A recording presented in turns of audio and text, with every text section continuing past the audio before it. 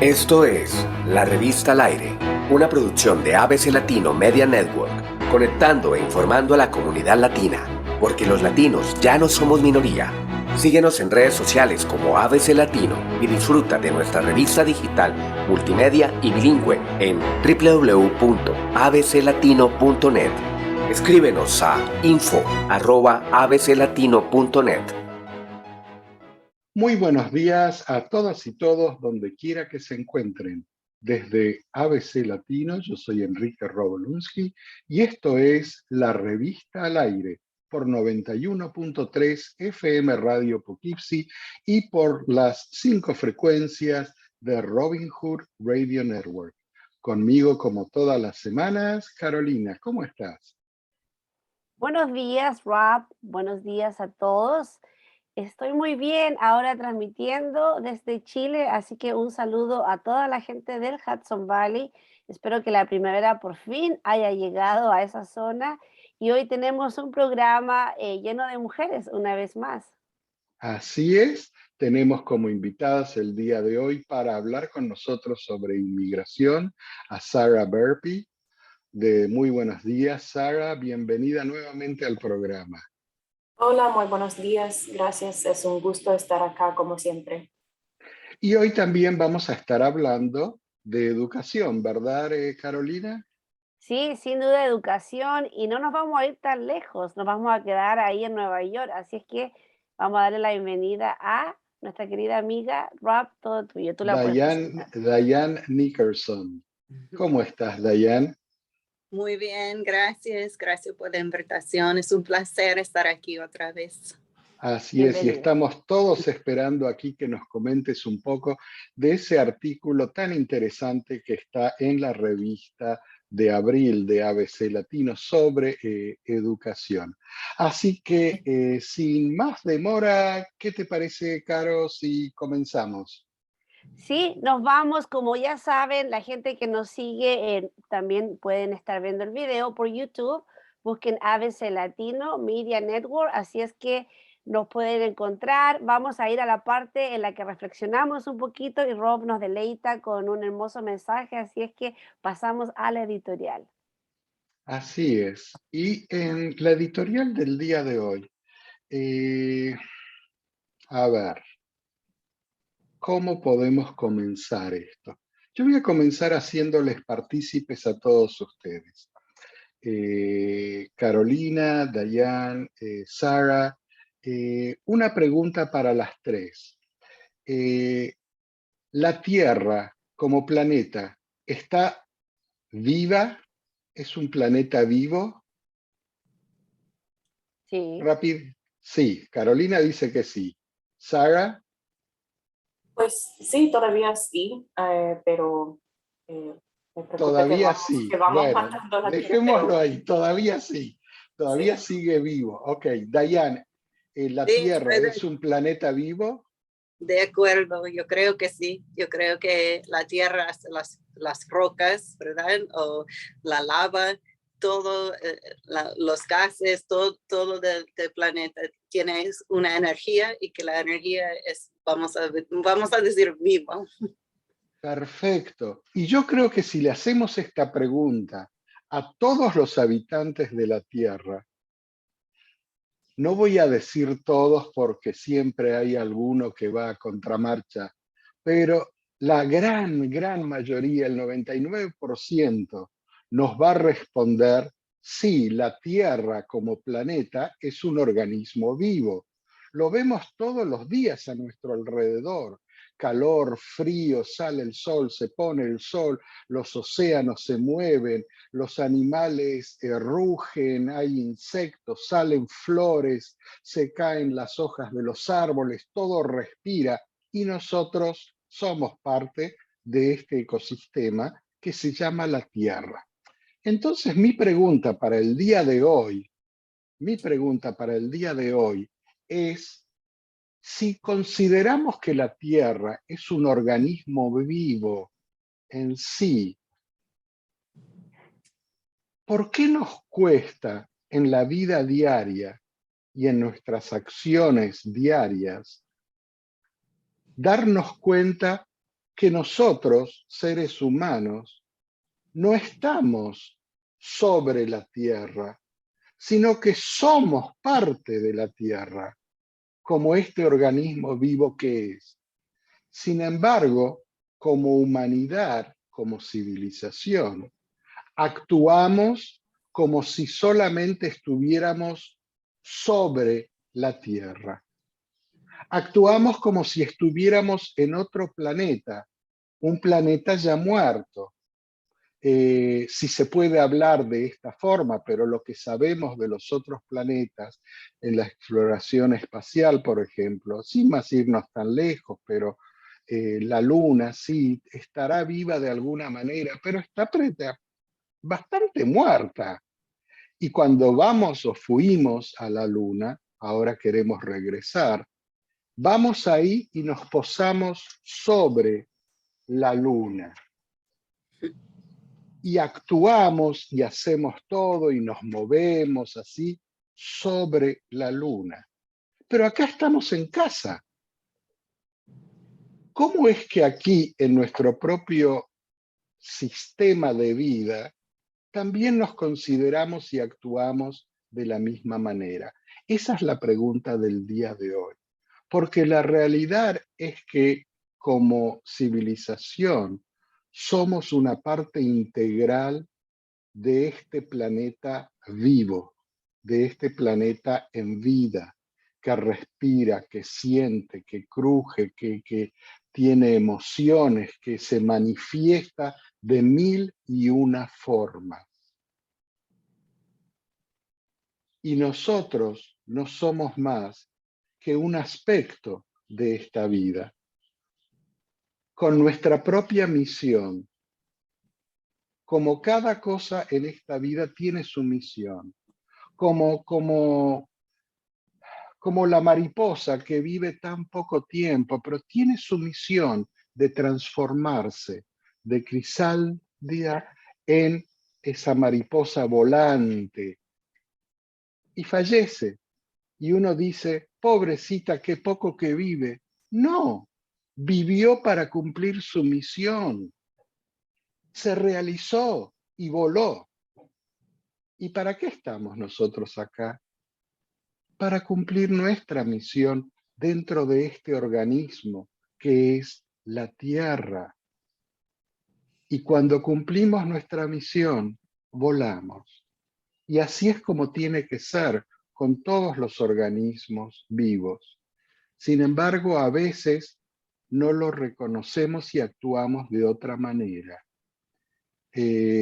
No sé qué hará falta para traernos a este centro, ¿verdad?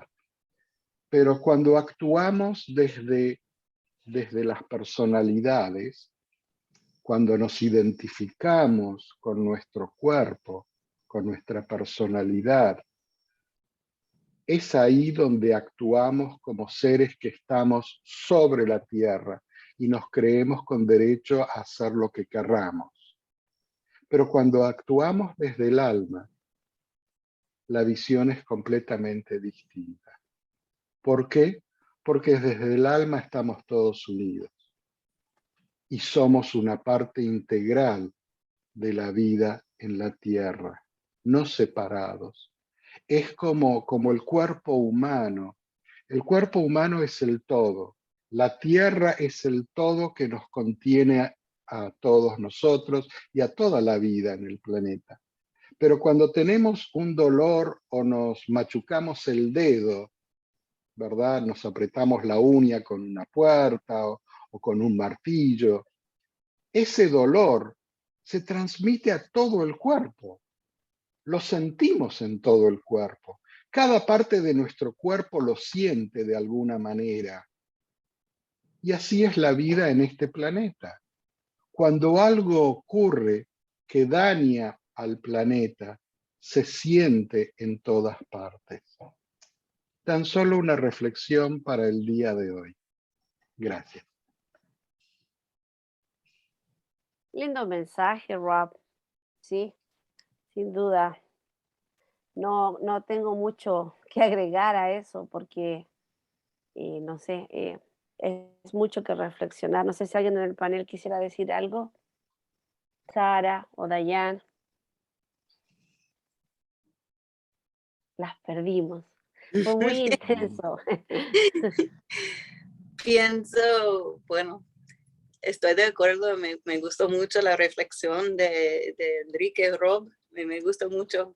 Y yo me parezco, a mí me parezco que sí, que todo está conectado, que hay muchas conexiones en todas las cosas en que clasificamos que son vivas, pero también, como le dije, como rocas, montañas, agua, todo es, vamos a decir, vivo y conectado. Y en estos días yo he pasado mucho tiempo pensando en lo que es la intuición que tenemos, como Rob dice, y quizás algo como la alma.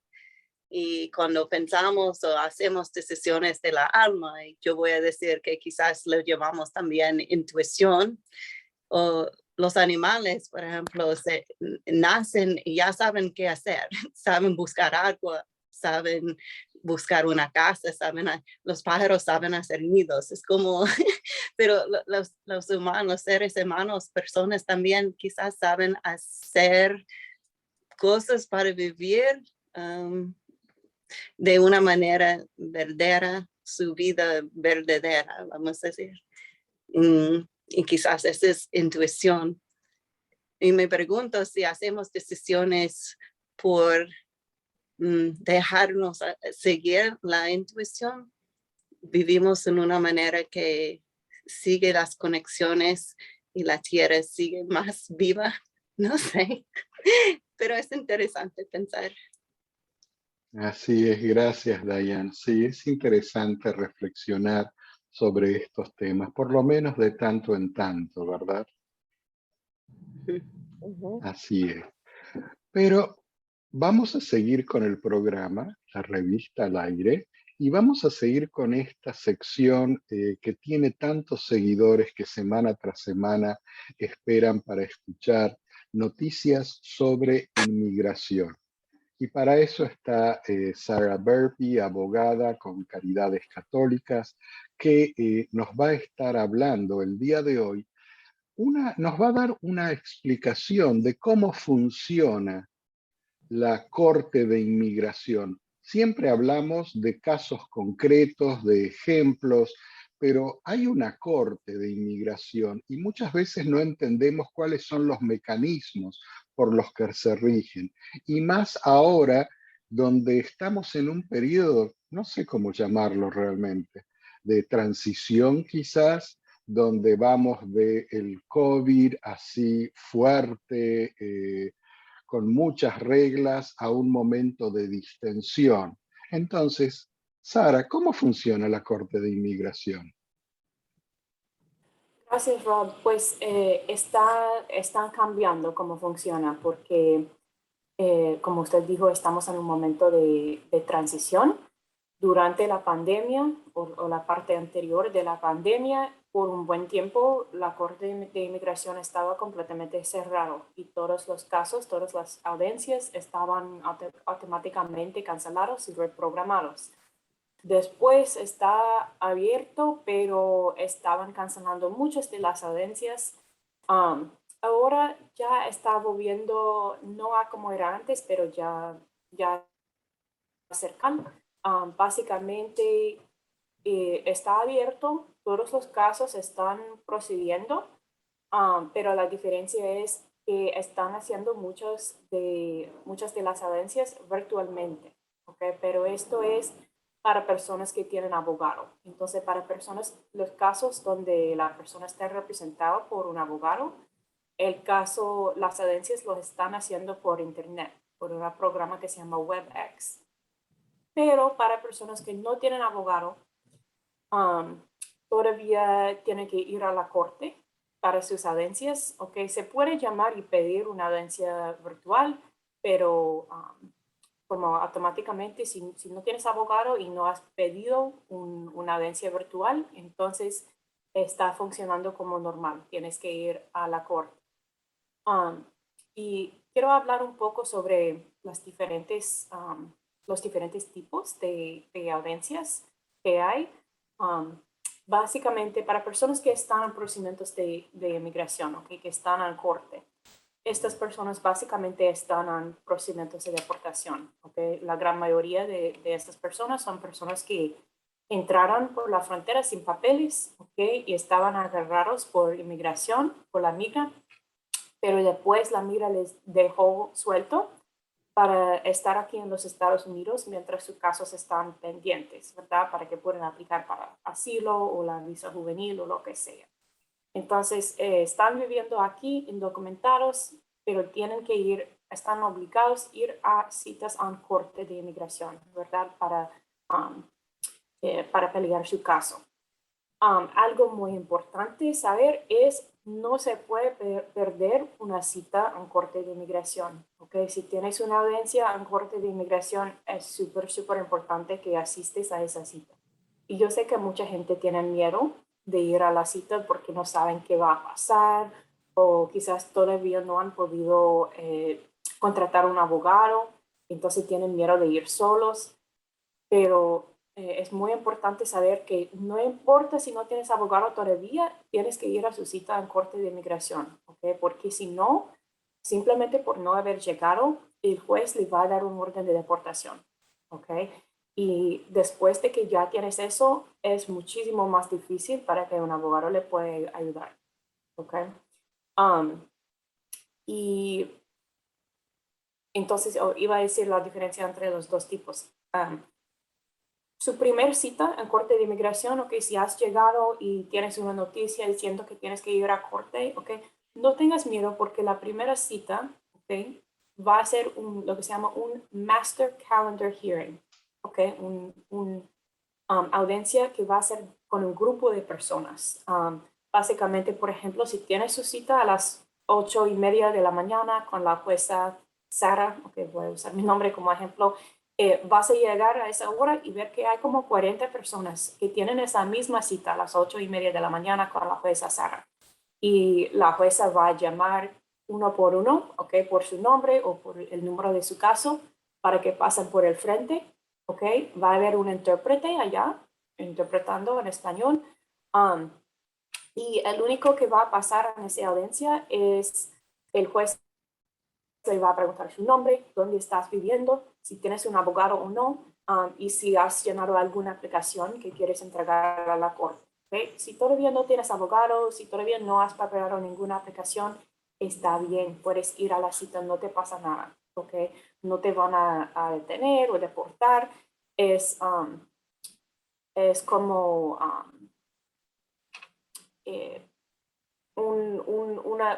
esa audiencia es como una formalidad que tiene que ir, pero si no tienes abogado, el juez le va a dar otra cita para volver en algunos meses con su abogado. ¿Okay? Entonces no tengan miedo de ir a esa cita sin abogado.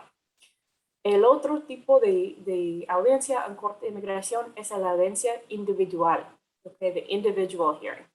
Y esa audiencia es más como lo que uno piensa cuando piensa en corte. Es como ahí es la audiencia individual donde solamente va a estar un caso, ¿okay? Una persona frente del juez y ahí van a como evaluar su caso y hacer una decisión en su caso, revisar la evidencia, escuchar su testimonio, todo eso, ¿okay? Entonces, cuando estás chequeando el estatus de su caso, si dice que tienes un individual hearing, okay, una audiencia individual, entonces eso es la audiencia final, okay. Pero antes si dice que tienes una audiencia de un master calendar hearing, entonces eso solamente es como una formalidad que vas a llegar, van a chequear que si llegaste y le van a dar otra cita, okay. Y como dije ahorita, para personas que no tienen abogado, todo eso está pasando en la corte, pero si tienes abogado, están haciendo las audiencias virtualmente en la computadora por internet. Y eso tiene beneficios, pero tiene cosas malas también. El bueno de tener su audiencia virtualmente en la computadora es, bueno, primero que hay menos riesgo a contratar el COVID, el coronavirus, pero también para personas que viven en el Hudson Valley es más fácil, no tienen que viajar hasta la ciudad, pagar para un taxi para ir a la ciudad, tomar todo el día libre de su trabajo, ¿verdad? Pero el problema, especialmente para la audiencia individual, para mí es que la calidad de la audiencia, de su apariencia en corte, no es lo mismo, porque el juez o la jueza no tiene que estar allí en la misma sala, en el mismo cuarto con el inmigrante, viendo a esa persona cara a cara. Y pues para mí, yo pienso que si uno va a dar a una persona un orden de deportación, tiene que estar allí con esa persona, viendo a esa persona en la cara, para que pueda ver que no es algo abstracto, que realmente es una persona que está sufriendo esas consecuencias. Y también hay cosas que se pierden. A veces la conexión no está buena y parte del testimonio no se escucha. También no se puede ver como el lenguaje corporal de la persona. Entonces, hay problemas con eso, pero así lo están haciendo en ese momento. Muy Una con- ah, interesante, Sara. Sí, sí, Carolina.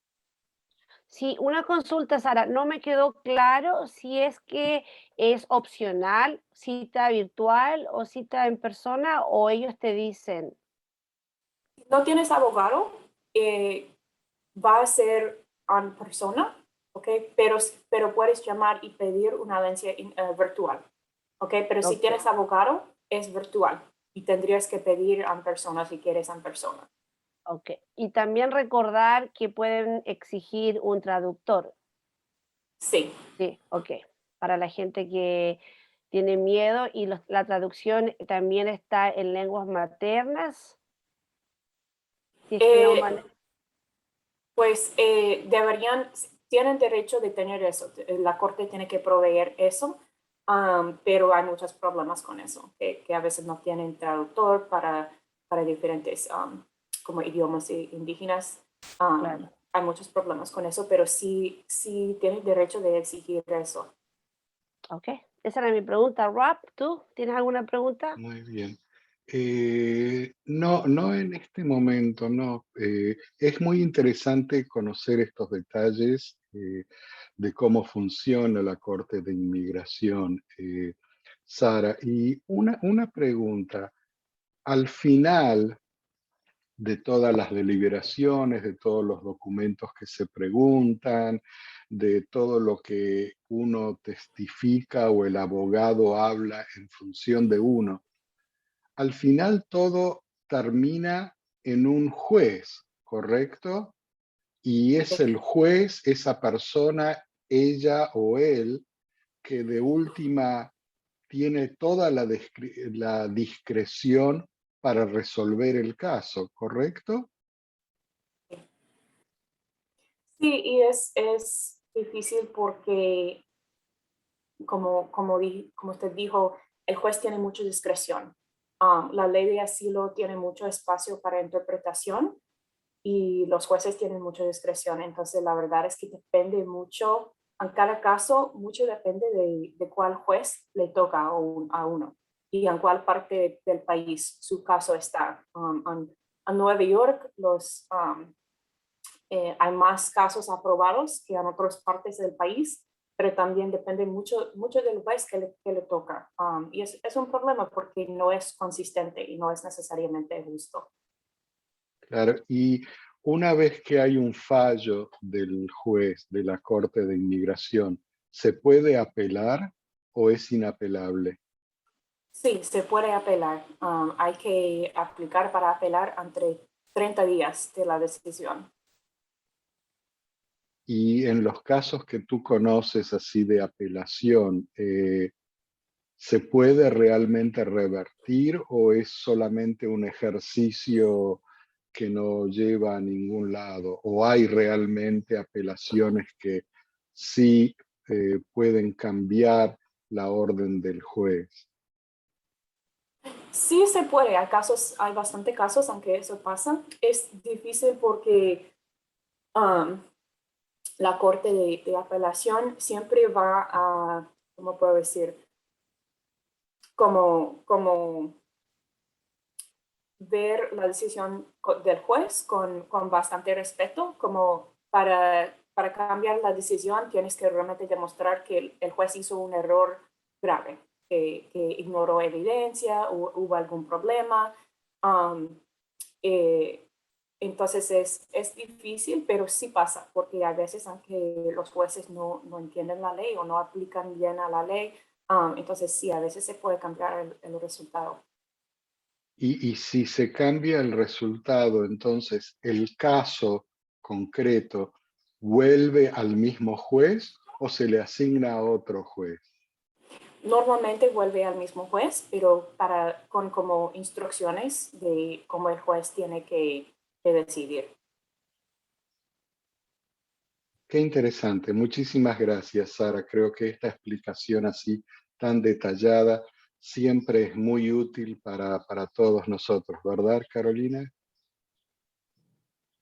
Sin duda, y creo que la importancia, como siempre nos dice Sara, de asistir a la cita, de informarse, chequear sus correos, porque las citas también se cambian de fecha, entonces ser bien proactivo y preocuparse que una cita, especialmente en esta después pandemia, es muy difícil de conseguir y cuando se tiene hay que tratar de asistir por todos los medios. Así es que mucha suerte a la gente que está en este proceso y muchas gracias a Sara porque siempre nos informa de una manera tan clara ese proceso que puede ser tan difícil para mucha gente. Iba a decir también, si uno quiere chequear cuando tiene corte, se puede llamar el número de la corte, que es 800-898-7180. Y esto es el número para llamar al sistema automática de la corte y le va a dar oportunidad de poner su número A, que es el número de su caso, que aparece en todos los documentos que le dio inmigración. Vas a ver el número A, que empieza con la letra A y después son 9 números. Entonces, si llamas a la corte, te va a decir que puedes poner el número A y ahí te va a decir cuándo tiene su próxima cita en corte. Muy bien, muchas gracias, Sara. Y antes que te despidas, vamos a dar el número de teléfono de la Oficina para Nuevos Americanos de Caridades Católicas, donde todos pueden llamar y hablar en español con un abogado confidencialmente y hacer preguntas. El número es el 1-800-566-7636. Nuevamente, 1-800-566-7636. Gracias, Sara, y esperamos tenerte muy pronto. Tus explicaciones son siempre bien al punto y sobre todo detalladas. Así que eso es algo muy bueno para todos nosotros. Gracias. Muchas gracias, Sara. Y seguimos, Rap, todo tuyo.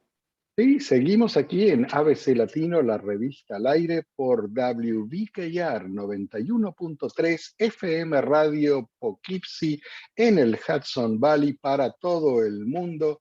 También en nuestro canal de YouTube ABC Latino Media Network, donde pueden escuchar todos estos programas en su totalidad. Quiere decir que si recién están sintonizando en WBKR o en las estaciones de Robin Hood Radio y quieren escuchar el programa desde el comienzo, vayan simplemente, tienen dos opciones. Vayan a nuestro canal de YouTube, ABC Latino Media Network, o vayan a nuestra página de internet, www.abclatino.net, en la sección multimedia, y ahí van al tab, a esa pestaña que dice radio, y ahí van a encontrar todos los programas, no solamente de la revista al aire, sino también nuestro otro programa, Mesa de Barrio. ¿Verdad, Carolina? Sí, muy buena información. Siempre tenemos inmigración, así es que la gente que hoy quedó sorprendida con toda esa información pueden volver a conectarse, buscar como tú dijiste en YouTube y ahí están todos los programas grabados, así es que muy importante información para todos. Así es. Y hablando de la página web y de las distintas pestañas, una de las pestañas de la página web es la de la revista, ¿verdad? Y entonces en la revista también pueden encontrar la revista de cada mes. Aquí la tenemos en pantalla para aquellos que nos están siguiendo en YouTube. La tapa de la revista de abril. Y en la revista de abril, si vamos hacia adentro, tenemos entre todas las secciones la sección de educación. Aquí está la sección de educación, que es escrita justamente por nuestra invitada del día de hoy, Diane Nickerson. Ella es la fundadora y directora de esta escuela Castle Island en Albany. Es una escuela bilingüe Montessori en la capital del estado de Nueva York. Diane, qué gusto tenerte nuevamente aquí para que nos hables de educación. Gracias, Rob.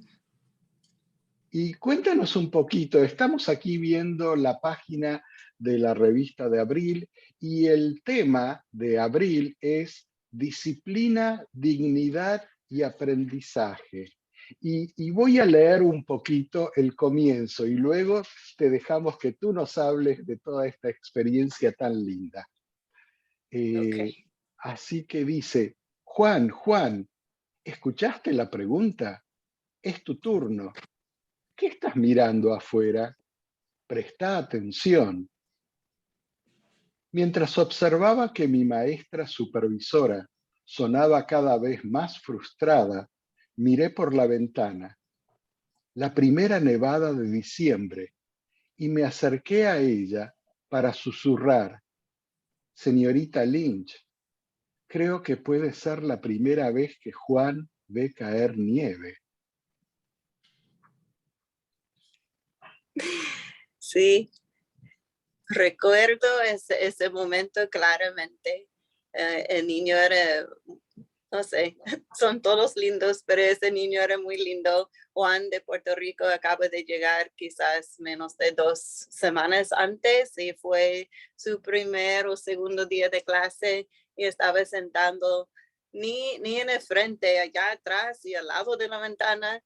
Y la maestra, y eso fue hace años también, ese fue 1995 creo, y la maestra tenía casi 30 años de experiencia enseñando segundo grado de primaria. Tenía que, me imagino que tenía que tener experiencia trabajando con niños con quien inglés no era su primer idioma, pero no sé, no me gustaba cómo ella manejaba la situación con Juan, porque más o menos lo ignoró.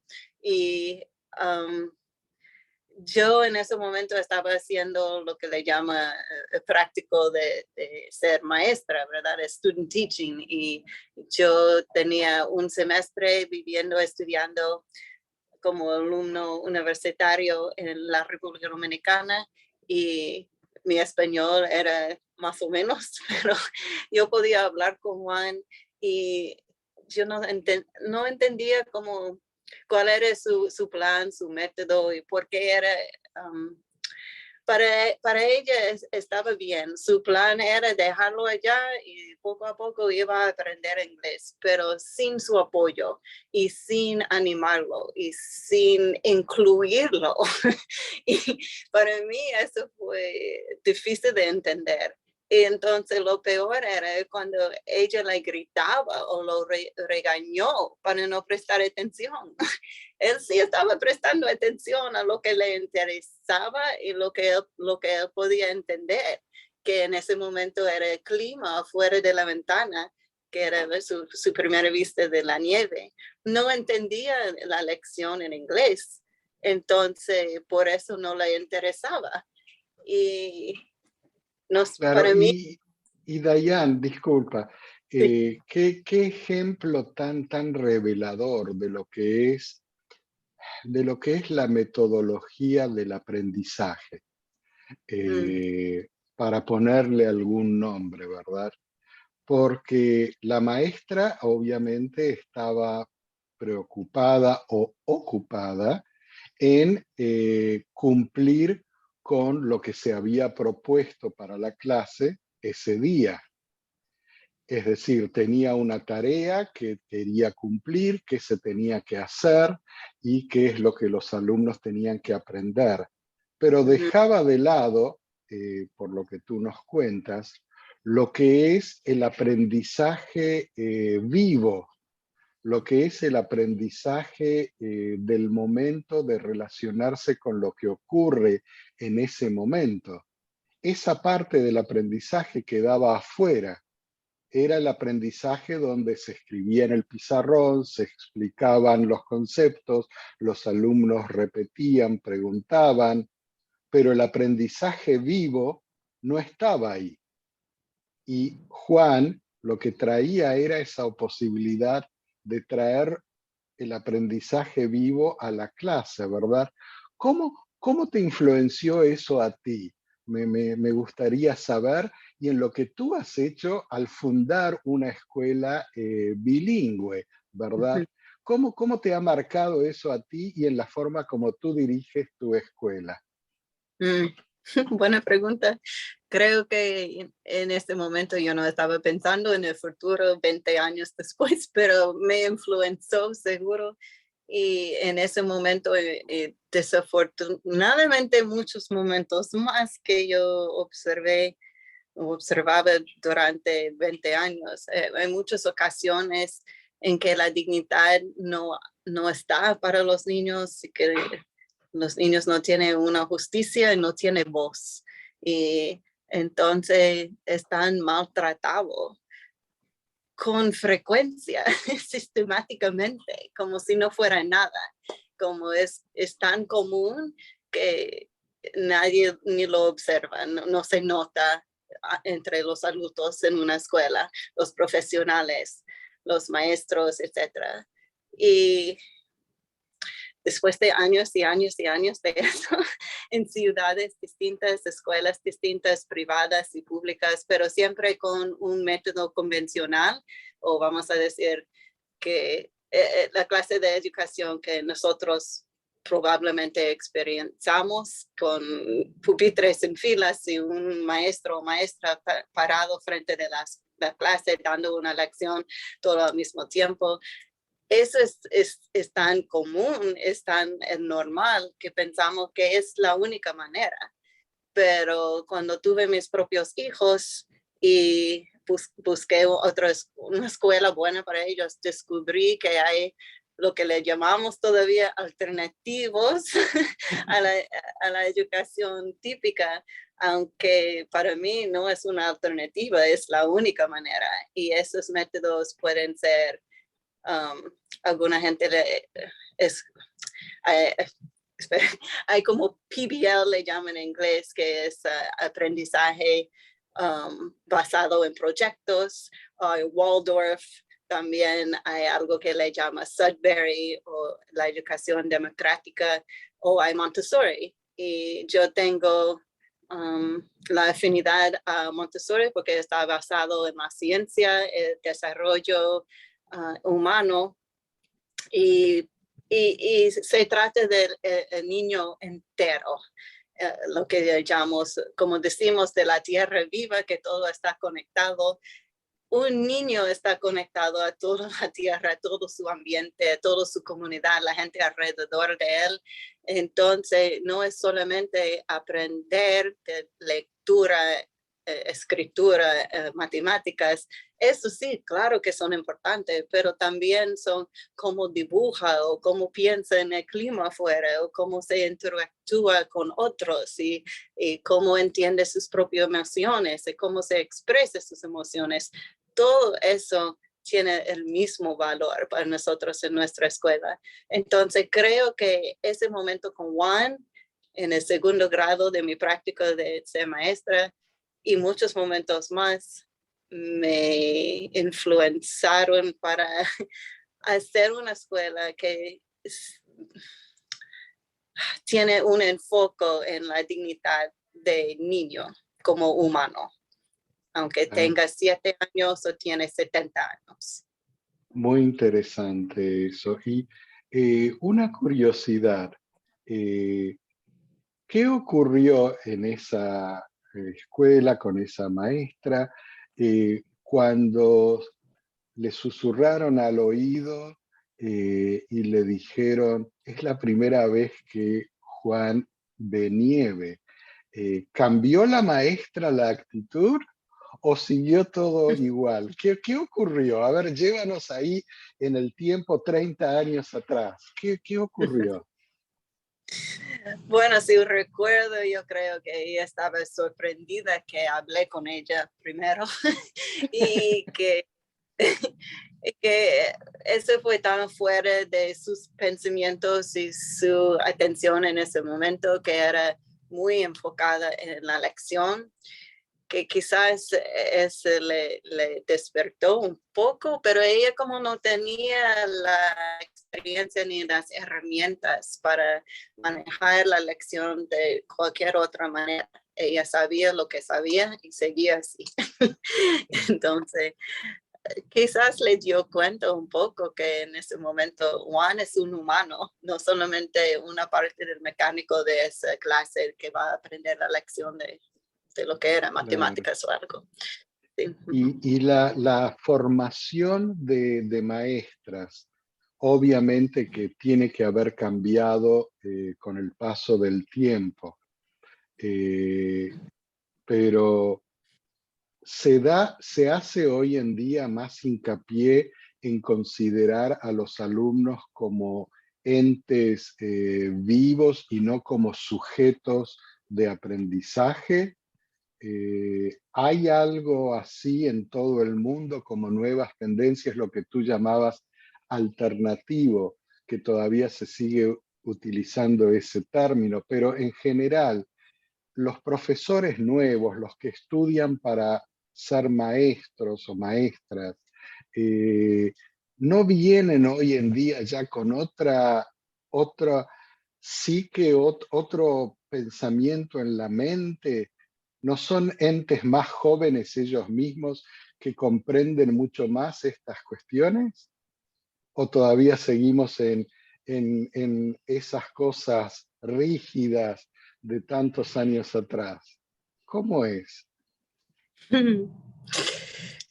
Bueno, para hacer una comparación, yo estaba en una conversación el otro día hablando de los políticos y si siempre siguen igual los políticos y el mecanismo de gobierno, si sea en los Estados Unidos o otro país, me imagino que es más o menos igual.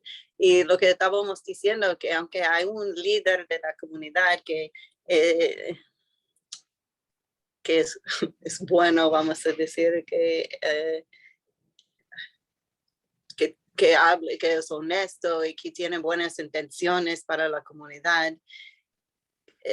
El sistema político, el mecanismo para mover adelante tiene que como convertirse o, ¿cómo se llama? Asimilarse a la cultura del gobierno. Entonces, aunque empezó como una persona con buenas intenciones, quizás sigue con buenas intenciones para manejar el sistema, tiene que convertirse a tomar dinero de una compañía, etcétera, y quizás no sale tan honesto, no sé. Yo creo que es igual en la educación. Yo creo que todos los maestros que estudian en la universidad para ser maestro quieren estar con niños, quieren ayudar niños, estudiantes, crecer y aprender. Pero el sistema es tan rígido y hay un gran enfoque en pruebas y exámenes y los resultados. Y no sé si tienen la oportunidad de ser la clase de maestro que quieren ser cuando ya están unos años dentro de su clase, de su aula. que no le da la libertad. Y realmente yo no he visto muchos cambios después de años y años, décadas. Qué Sigue. interesante lo que nos estás contando. Es muy, muy interesante y sobre todo muy revelador. Eh, Buen ejemplo el de la política, obviamente, que tú has dado. Y esa inercia de rigidez de los distintos esquemas que se ven no solamente en educación, sino en política y en tantos otros ámbitos. Yo recuerdo, mira, te voy a compartir contigo y con la audiencia. Yo recuerdo que muchos años atrás, cuando yo había terminado mis estudios universitarios, eh, probé un poco lo que era la docencia universitaria. Y entonces, como yo había estudiado lo que es emprendimientos sociales, economía, es lo que yo aprendí acá, la parte de media, la parte de periodismo viene de Argentina. Pero aquí yo di clases en una universidad de la región muy importante sobre emprendimientos y tenía, obviamente, no solamente el conocimiento académico, pero yo traía conmigo un conocimiento mucho más real y de vida porque yo me considero un emprendedor, siempre lo he sido desde muy joven. Entonces yo traía esa experiencia conmigo. Entonces las clases de emprendimiento en la universidad, yo las diseñé de tal forma que en el semestre, al final del semestre, los estudiantes, la clase, ¿verdad? Culminaban el curso comenzando sus propios emprendimientos. Era un aprendizaje traducido a aspectos reales que ellos podían comenzar, si querían o no, pero era bien práctico. Y recuerdo que a los estudiantes les encantó. Todas a fin de año, como se hacen en tantas escuelas o universidades, los estudiantes escriben sus comentarios sobre cada curso, sobre el profesor, qué les parece y todo.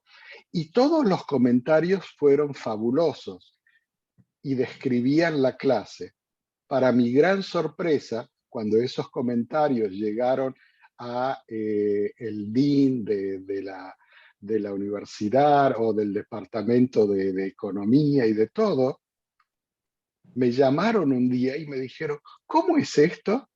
¿Tú no sigues un currículum?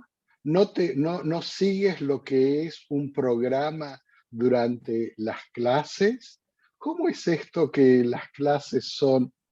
Y ahí yo me di cuenta y dije, wow, a los estudiantes les parece muy fabuloso y aprenden, pero sin embargo acá a la estructura académica no le va eso, choca, ¿verdad? Y tú estabas describiendo un poco eso.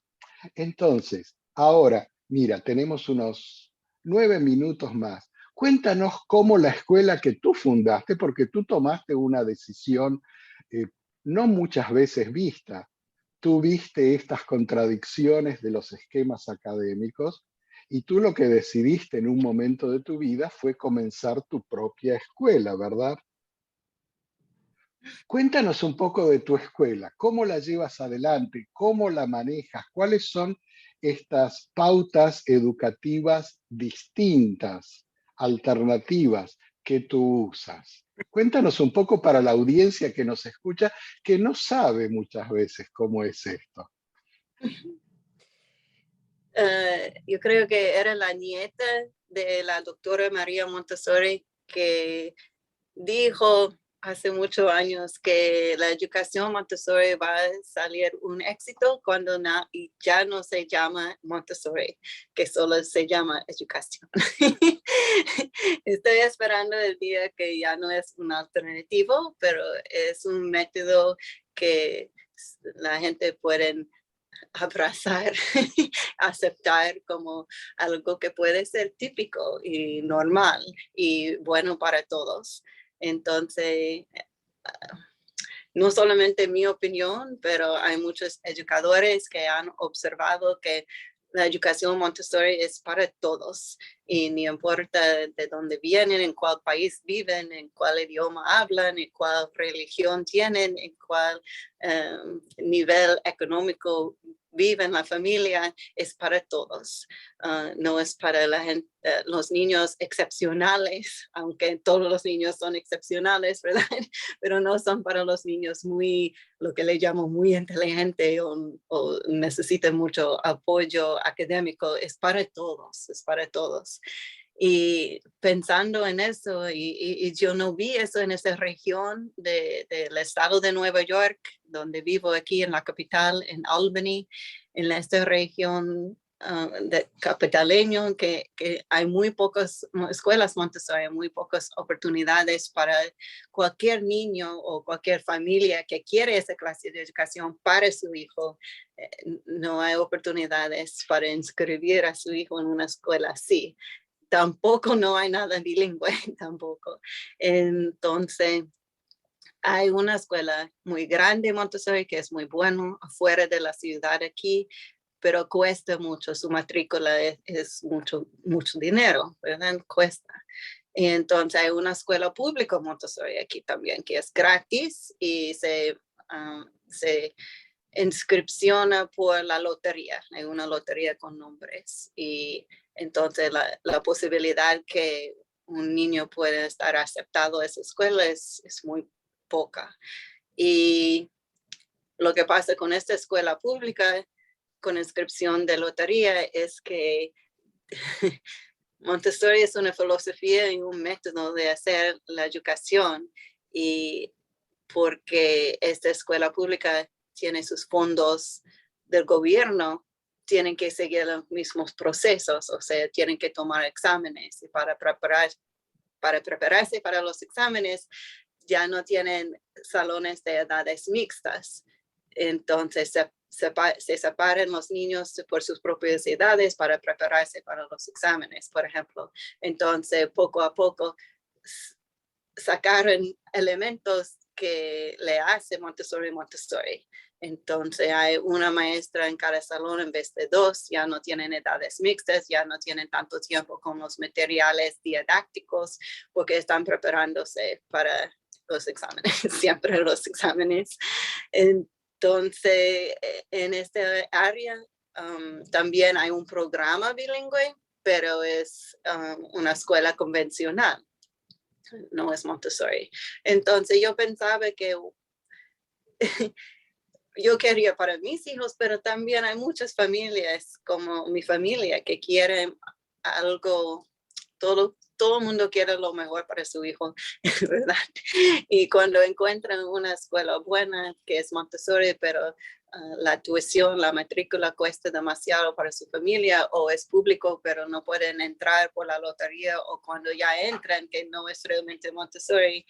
Entonces yo pensaba que, bueno, hay una necesidad de una clase de escuela como esta. Y si vamos a empezar una escuela, debe tener todo lo bueno y debe ser bilingüe y Montessori.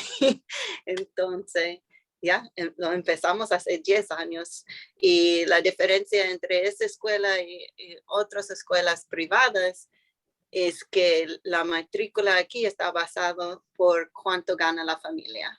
Entonces, en inglés decimos es un sliding scale. Entonces, las familias pagan entre $400 por mes hasta $1,000 por mes, depende de cuánto ganan. Y queremos que la escuela sea accesible y accesible de 3 formas, financieramente, también, pero también socialmente, o sea, somos inclusivos aquí, todos están bienvenidos aquí, todos. Y tenemos familias de todas partes y de muchas clases de orígenes, o sea, hay familias. Teníamos una familia de España una vez, pero también de China, de, ¿cómo se llama? Turquía. Y Turquía de está muy Sudán. bien. Turquía, de Sudán, no sé, muchos lugares y a través de Latinoamérica también, de Ecuador, de Honduras, de Puerto Rico, de México, de muchos lugares y de todas partes de los Estados Unidos. Y tenemos niños también de Rusia que hablan ruso primero o hablan chino primero. Y es una escuela fantástica. Y tercero, queríamos hacer accesible por lugar, geográficamente, que todo el mundo pueda llegar aquí, aunque no tienen transporte, que pueden usar el transporte público o pueden venir a pie. Entonces, ya crece después de 10 años. Tenemos un lugar nuevo, una facilidad bien bonito y estamos matriculando más alumnos que nunca. Qué interesante, qué bello. Felicitaciones porque no es fácil. Yo sé que tú lo cuentas y parece todo tan fantástico, pero también está el día a día que no es siempre fácil, pero lo estás llevando a cabo, es muy, muy interesante. Muchísimas gracias porque los lectores de la revista y los que nos siguen aquí en la radio varias veces nos preguntaban un poco, querían conocer un poco más qué es lo que hay ahí detrás de escenas y de esos artículos que tú escribes todos los meses. Y en estos últimos minutos, a ver si nos puedes dar un adelanto, ¿qué es lo que podemos esperar para la revista de mayo en educación? Para mayo, ¿verdad? Sí. ¿En qué estamos trabajando? ¿En qué estás trabajando tú para mayo, para la revista de mayo? A ver, de ABC Latino. Un tema de movimiento y cómo el movimiento de de los cuerpos, pero también de las manos, tocando, manipulando materiales didácticos, moviéndonos a través del día de clase a clase, pero también durante una lección. Y cómo esa rutina de movimiento del cuerpo puede influenciar el aprendizaje. Qué interesante. Eso suena muy interesante. Y les recordamos entonces a todos los que nos están escuchando o siguiendo por YouTube que pueden leer la revista mensual de ABC Latino todos los meses en www.abclatino.net. Se conectan a la pestaña multimedia, hacen un clic en el magazine, en la revista, y ahí van a encontrar todos los números de la revista, pero también la pueden recibir en sus casilleros electrónicos. Para eso, si aún no la reciben, y tenemos más de 6.500 familias que reciben la revista todos los meses. Tú puedes ser una de ellas, simplemente escribiéndonos un email a info@abclatino.net y nos das tu email y vas a recibir la revista bilingüe, multimedia, tu casillero, el primero de cada mes. Y así llegamos al final, Dayan. Muchísimas gracias por toda esta interesantísima conversación sobre educación, algo tan importante. Y bueno, nos veremos el próximo mes. Gracias, Rob. Muy bien. Y a todos ustedes, hasta la próxima. Muchas gracias a Dayan, gracias a Sarah Burpee por el segmento de inmigración y muchas gracias a Carolina por ese esfuerzo grandote de conectarse desde Chile, donde ella está en estos momentos. Nos vemos la semana que viene. Chao.